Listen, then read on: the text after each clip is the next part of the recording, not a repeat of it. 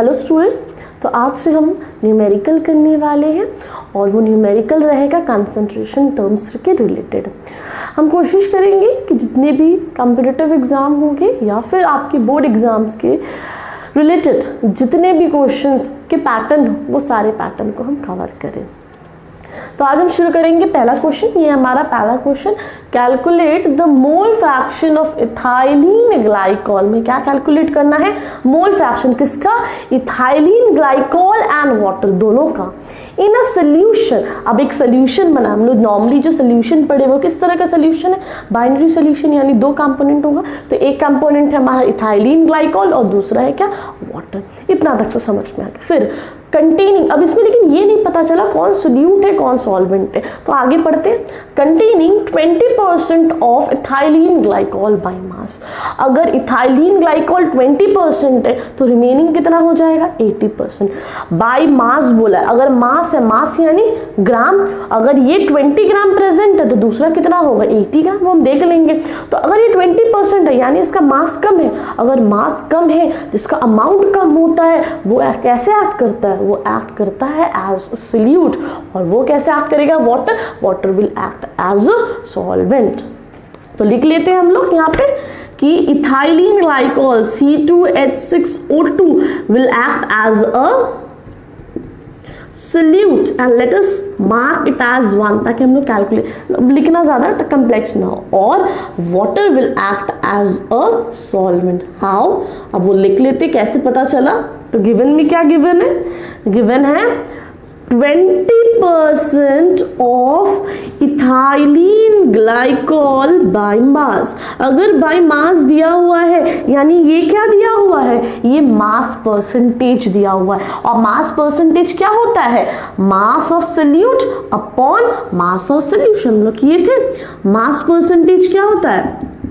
Mass of solute या फिर मास जिसका भी दिया हो, मास of solute upon mass of solution into 100। अब ये दिया हुआ है, this is a percent of this, तो ये मास परसेंट। अब ये कितना दिया हुआ है? 20%। तो 20% कैसे लिख सकते हैं? 20/100।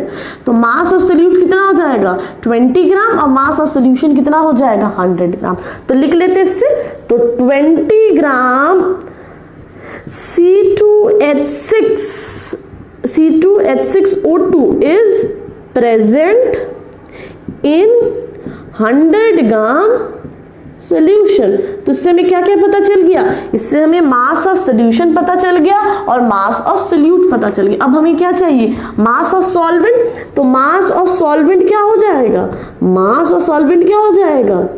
ये हो जाएगा मास of solution minus mass of solute. Mass of solution कितना है? 100 ग्राम। और मास ऑफ सोल्यूट कितना है? 20 ग्राम। तो मास ऑफ सॉल्वेंट क्या हो जाएगा? 80 ग्राम। तो ये इससे तो हम लोग कैलकुलेट, अब ये तो गिवन जो था हम गिवन लिख ली। अब हमें कैलकुलेट क्या करना है? अब हमें कैलकुलेट क्या करना है? हमें कैलकुलेट करना है mole fraction. Mole fraction is denoted by काई। तो मोल fraction of ethylene glycol, ethylene glycol को हमने क्या माना है? 1। तो मोल फ्रैक्शन ऑफ इथाइलिन ग्लाइकॉल निकालना है। और हमें क्या निकालना है? Mole fraction of water. Water क्या है? सॉल्वेंट, इसको 2 नाम मार्क किए। तो काई ऑफ 2, ये दोनों हमें कैलकुलेट करना है। फॉर्मूला क्या क्या यूज्ड होगा? फॉर्मूला क्या क्या यूज्ड होगा? सबसे पहला फॉर्मूला मोल फ्रैक्शन होगा। मोल फ्रैक्शन का फॉर्मूला क्या होता है? अगर हमें मोल फ्रैक्शन ऑफ सोल्यूट चाहिए तो हो जाएगा number of moles of solute upon number of moles of solute plus number of moles of solvent. Similarly for X2 भी यही होगा। और नंबर ऑफ मोल्स निकालने के भी फॉर्मूला यूज होगा। तो नंबर ऑफ मोल्स निकालने के लिए क्या फॉर्मूला यूज होता है? मास गिवन, जो भी गिवन मास है, अपॉन मोलर मास या फिर जो भी, ये हो जाएगा आपका मॉलिक्यूलर। अगर एटॉमिक मास है तो एटम, अब तो हमारा दोनों ही क्या है? मॉलिक्यूलर। तो ये क्या हो जाएगा? Molecular mass. डन। तो ये हमारा फॉर्मूला यूज करना। अब हमें यहां से क्या करना चालू करेंगे? हमारा कैलकुलेशन चालू करेंगे। तो सबसे पहले हमें क्या कैलकुलेट करना है, नंबर ऑफ मोल्स फॉर्मूला के लिए, तो हम N1 कैलकुलेट करेंगे। तो नंबर ऑफ मोल्स कैसे कैलकुलेट करते हैं, number of moles is calculated as mass given upon molecular mass. What is, अच्छा उससे सबसे पहले हम लोग क्या कैलकुलेट कर लेते हैं, मॉलिक्यूलर मास। तो सबसे पहला मॉलिक्यूलर मास दोनों को कैलकुलेट कर लेते, molecular mass of ethylene glycol क्या हो जाएगा देख लेते हैं। कार्बन का कितना होता है 12, कितने मॉलिक्यूल है 2, एक का अगर 12 है 2 का क्या हो जाएगा 12 × 2, प्लस हाइड्रोजन का मास एटॉमिक मास 1, 6 एटम है तो इंटू 6, प्लस ऑक्सीजन का कितना होता है 16 इंटू, कैलकुलेट करोगे तो 24 प्लस 6 30, 30 प्लस 32 ये आ जाएगा आपका 62 ग्राम मोल इनवर्स। आ गया। नेक्स्ट हम लोग कैलकुलेट कर लेते हैं molecular mass of water. Water का मॉलिक्यूलर मास क्या हो जाएगा 1 × 2 प्लस 16, ये हो जाएगा 18 ग्राम मोल इनवर्स। ये हो गया। अब हमें क्या कैलकुलेट करना है, अब हमें कैलकुलेट करना है नंबर ऑफ मोल्स।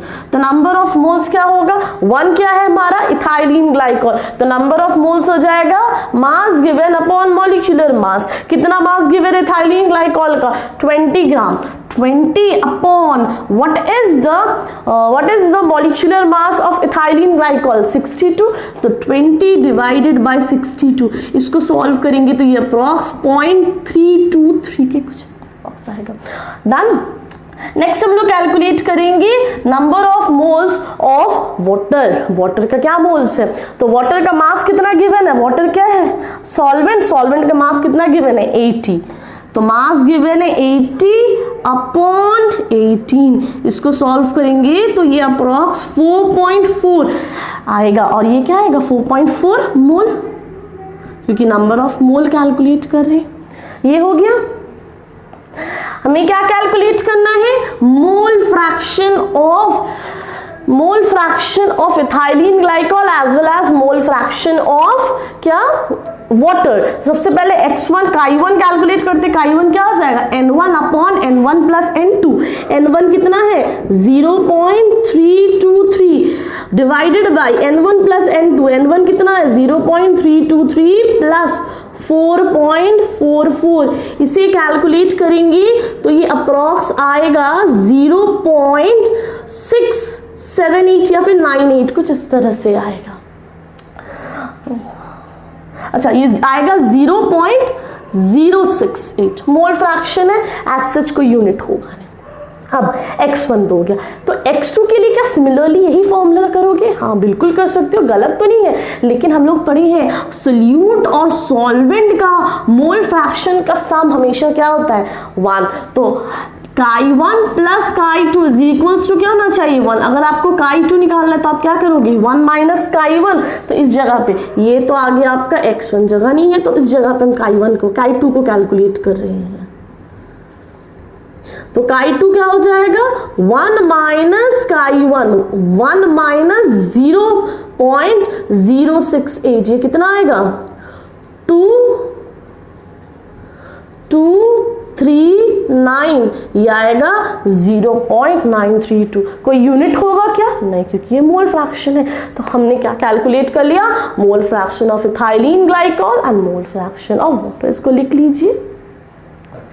तो हम अब करते हैं सेकेंड क्वेश्चन। ये सेकेंड क्वेश्चन है what would be the molality. अब हमें क्या कैलकुलेट करना है, molality of 20% mass by mass यानी ये मास परसेंटेज दिया हुआ एक्वस सोल्यूशन। हमने क्लासिफिकेशन ऑफ सोल्यूशन में पढ़ा था। What is aqueous solution, aqueous solution एक ऐसा सोल्यूशन है जहां पे water will act as a solvent of KI, aqueous solution of KI, यानी आप KI और वाटर का क्या कर रहे हो सोल्यूशन। एक्वस सोल्यूशन से पता चल गया कि water will act as a solvent, तो KI क्या हो जाएगा सोल्यूट। तो KI हो गया आपका सोल्यूट, सोल्यूट और सॉल्वेंट आइडेंटिफाई करना इंपॉर्टेंट है। KI हो गया आपका सोल्यूट, सो मार्क कर लेते हैं 1, और वाटर क्योंकि एक्वस सोल्यूशन था तो water will act as a solvent. Done हो गया। अब जो गिवन है, जो डेटा गिवन है, डेटा से कुछ एक्सट्रैक्ट कर लेते हैं। जैसे इसमें क्या गिवन है 20% mass by mass aqueous solution of KI। ठीक है, ये किसका मास दिया हुआ है? 20% एक्वस सोल्यूशन ऑफ KI का परसेंटेज दिया हुआ है। अगर मास परसेंटेज दिया हुआ है तो मास परसेंटेज कैसे निकालते हो? Mass percentage of solute is equals to mass of solute upon mass of solution into 100। तो 20% को हम ऐसे लिख सकते हैं 20/100। तो ऊपर क्या होता है? मास ऑफ सोल्यूट, नीचे क्या होता है? मास ऑफ सोल्यूशन। यानी 20 क्या हो जाएगा? 20 ग्राम, क्योंकि मास है 20 gram of KI is present in 100 gram of solution. ठीक, ये हो गया। Mass of solvent as such required नहीं है, क्योंकि हम लोग क्या कर रहे हैं? अच्छा, मास ऑफ सॉल्वेंट रिक्वायर्ड है, बिल्कुल। तो मास ऑफ सॉल्वेंट क्या हो जाएगा? Mass of solution minus mass of solute. कितना है मास ऑफ सोल्यूशन? 100। सोल्यूट कितना है? 20। तो मास ऑफ सॉल्वेंट यानी वाटर का मास कितना आ जाएगा? 80 ग्राम। हो गया। तो ये तो डेटा थे। अब हम लोग देखते हैं आपको कैलकुलेट क्या करना है। Molality is denoted by small m। आपको मोलालिटी कैलकुलेट करना है। अब हम लोग लिखेंगे क्या क्या फॉर्मूला आप यूज करोगे। एक ही फॉर्मूला यूज करना है, वो है मोलालिटी का फॉर्मूला यूज्ड। क्या हो जाता है मोलालिटी का formula? Molality is equals to number of moles of solute upon mass of solvent. और वो मास किसमें होना चाहिए? केजी में। ये चीज याद रखिएगा। और नंबर ऑफ मोल्स के लिए फिर से यहाँ पे यही एक चीज कैलकुलेट करना है। नेक्स्ट वो है number of moles. Number of moles का फॉर्मूला क्या होता है? मास गिवन अपॉन मॉलिक्यूलर मास। तो यही दो फॉर्मूला से आपका पूरा क्वेश्चन बन जाएगा। तो हमने डेटा लिख लिया है, कैलकुलेट क्या करना है वो लिख लिया है, और कौन सा फॉर्मूला यूज करना है वो लिख लिया। अब हम लोग स्टार्ट करते हैं इसका कैलकुलेशन शुरू करने से पहले सबसे पहले हमें क्या कैलकुलेट करना है? Number of moles of solute. और number of moles of solute क्या हो जाएगा? Number of moles of solute क्या हो जाएगा? मास गिवन, सोल्यूट का मास कितना गिवन है? 20 ग्राम। मोलर मास ऑफ सोल्यूट क्या है? KI। पहले से मोलर मास क्वेश्चन भी मेंशन है, कितना है? 166। तो सॉल्व नहीं करते, एज सच लिख देते, तो ये आ जाए आपका मोल। नेक्स्ट आपको क्या कैलकुलेट करना है? मोलालिटी क्या हो जाएगा? मोल्स गिवन, मोल्स कितना गिवन है? 20/166। आप यही कैलकुलेट कर लेना, अलग से कैलकुलेशन कोई नहीं। नेक्स्ट है मॉलिक्यूलर मास और नेक्स्ट, अच्छा सॉरी, ऊपर हो गया number of moles of solute, नीचे क्या चाहिए? मास ऑफ सॉल्वेंट। और मास ऑफ सॉल्वेंट कितना गिवन है? 80 ग्राम। तो 80 ग्राम, लेकिन हमें किस में चाहिए? ये केजी में। तो केजी से ग्राम में कन्वर्ट करने के लिए आप क्या करते हो? Divided by 1000। तो यहाँ डिवाइडेड बाई 1000, ये डिवाइड ऊपर जाके क्या हो जाएगा? मल्टीप्लाई।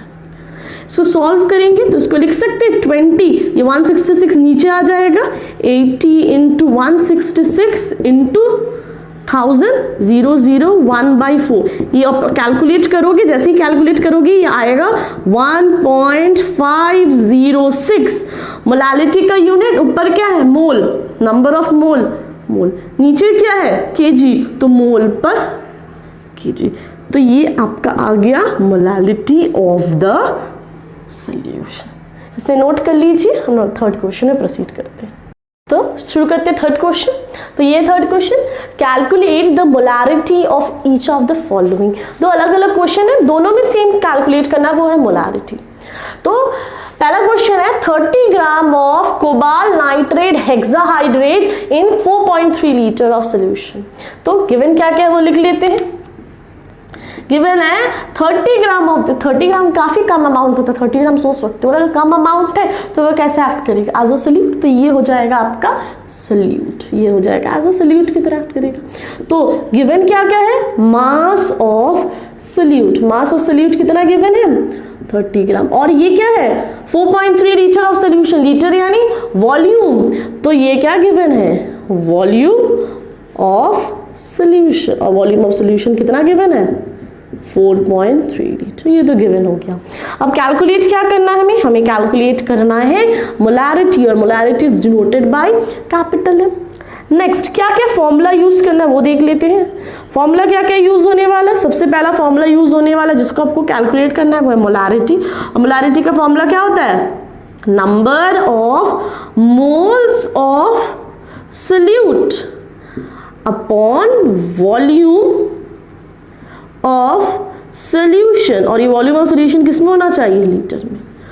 नंबर ऑफ मोल्स भी कैलकुलेट करना है तो नंबर ऑफ मोल्स का फॉर्मूला लिख देते हैं। तो नंबर ऑफ मोल्स क्या हो जाएगा, नंबर ऑफ मोल्स हो जाएगा मास गिवन या फिर गिवन मास अपॉन मॉलिक्यूलर मास। हो गया। अब हम लोग यहां से शुरू करते हैं कैलकुलेशन। सबसे पहले हम लोग मोलैरिटी कैलकुलेट करना है। मोलैरिटी के लिए हमें नंबर ऑफ मोल्स नहीं पता तो नंबर ऑफ मोल्स पहले कैलकुलेट कर लेंगे। उसके बाद नंबर ऑफ मोल्स में मास तो पता है लेकिन हमें पता क्या नहीं है मॉलिक्यूलर मास, तो मॉलिक्यूलर मास लिख लेते हैं। तो मॉलिक्यूलर मास ऑफ सोल्यूट, और सोल्यूट क्या है आपका ये कोबाल्ट नाइट्रेट हेक्साहाइड्रेट, तो CONO3 whole twice dot 6H2 निकाल लेते मॉलिक्यूलर मास।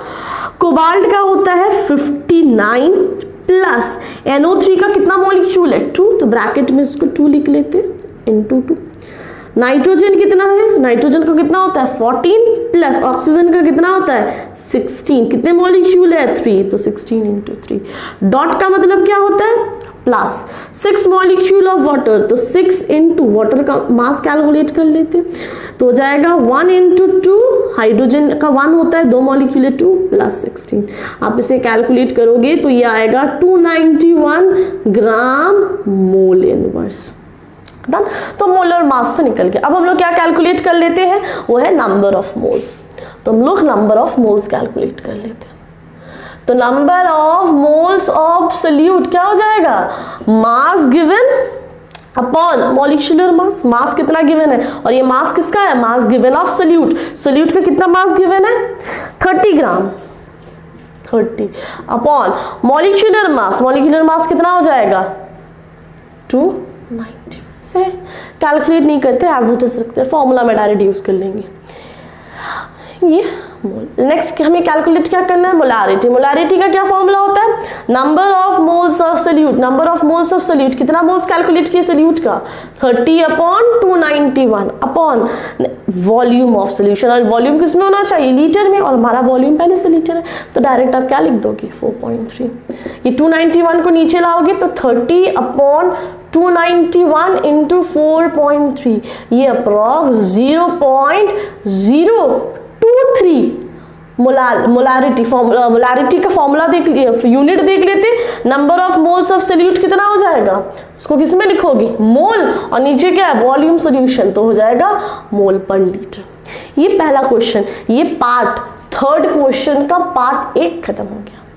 नेक्स्ट क्या करेंगे थर्ड का पार्ट 2।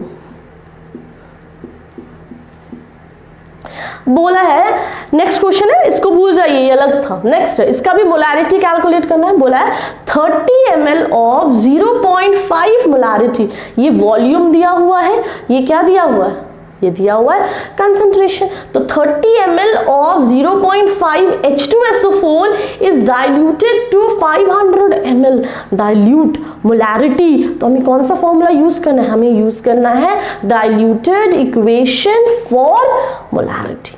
तो डाइल्यूटेड इक्वेशन क्या पढ़े थे M1V1 is equals to M2V2।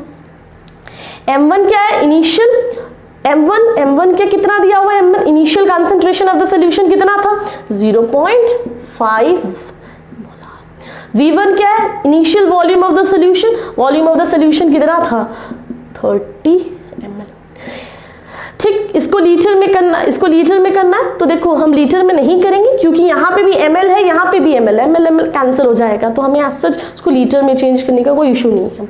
Next हमें M2 कैलकुलेट करना है और V2 कितना गिवन है, कितना तक उसको डाइल्यूट किया गया, 30 ml को डाइल्यूट करके वॉल्यूम कितना कर दिया गया फाइनल 500। बस पुट कर लीजिए M1 V1 फॉर्मूला में, M1 हो जाएगा 0.5, V1 हो जाएगा 30, M2 पता नहीं इंटू 500।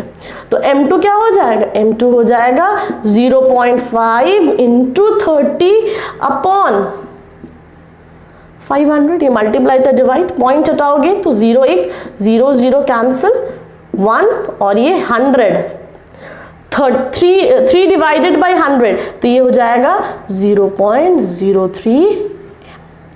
तो डाइल्यूट करने के बाद पहला कंसंट्रेशन कितना था 0.5 m, डाइल्यूट करने के बाद उसका कंसंट्रेशन डिक्रीज होके 0.03 m हो गया। ठीक है, तो ये था हमारा क्वेश्चन नंबर 3। तो नेक्स्ट हमारा क्वेश्चन नंबर 4। क्वेश्चन है कंसंट्रेटेड HNO3 यानी nitric acid, concentrated nitric acid used in laboratory work in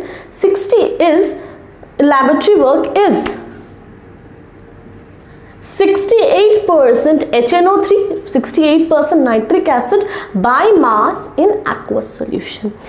अब यहाँ पे एक वर्ड है एक्वस सॉल्यूशन। क्या होता है एक्वस सॉल्यूशन का मतलब, एक ऐसा सॉल्यूशन जहाँ पे water will act as a solvent. अगर वाटर सॉल्वेंट है तो ये नाइट्रिक एसिड क्या हो गया, ये हो गया आपका सोल्यूट। तो लिख लेते हैं नाइट्रिक एसिड कैसे एक्ट करेगा एज अ सोल्यूट, उसका नंबर दे देते हैं 1, और क्योंकि एक्वस सॉल्यूशन है water will act as a solvent, उसका नंबर देते हैं 2। और क्या लिखा हुआ है इसमें 68% nitric acid by mass, 68% nitric acid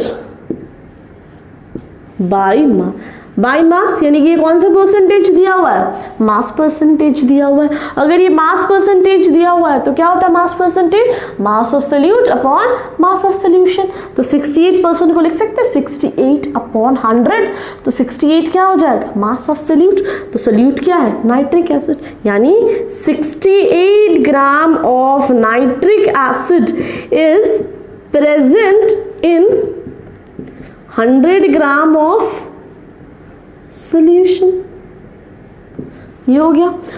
तो मास ऑफ सॉल्वेंट कितना हो जाएगा, मास ऑफ सॉल्वेंट हो जाएगा mass of solution minus mass of solute. तो मास ऑफ सॉल्यूशन कितना है 100, ये कितना है 68, माइनस करोगी तो कितना आएगा 32 ग्राम।